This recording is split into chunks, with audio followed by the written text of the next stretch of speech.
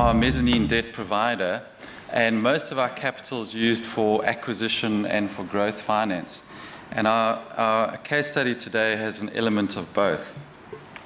So the deal we're talking about is a 2011 transaction where we funded Ascendus to acquire Effecto. Now, the budding gardeners out there will know the Effecto brand and the Wonder brand because you can see it in almost all nurseries.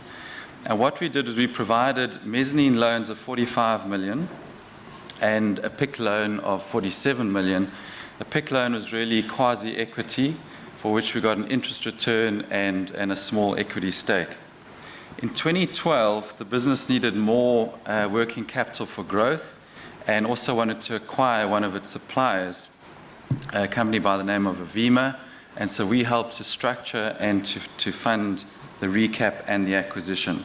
And then in 2013, Ascendus achieved their vision or their goal to list, and at that point we exited. Just to look at the economic impact, over the 2 years that we were invested, revenue grew by 88% and employees from 124 to 190. So a fantastic growth story in a short period of time. And if you look at the acquisition of Effecto and what it meant for Ascendus, it really gave them the critical mass to be able to build a listing platform. And after doing this acquisition, they were able to do one or two more and then list after that. Also, the acquisition of Avima for Effecto was a very important springboard into the rest of Africa. Avima was already operating in several countries in the rest of Africa, and so this was a nice springboard for Effecto. On the environmental and social side, when we did our ENS due diligence, we noticed firstly the facilities were not very environmentally friendly. A certain part of the manufacturing, some effluent was allowed to, for example, flow into drains.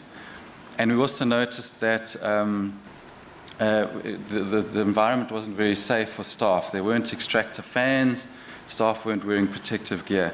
So as a condition of our investment, we said this had to be cleaned up. It was, money was spent, and the issues were sorted out.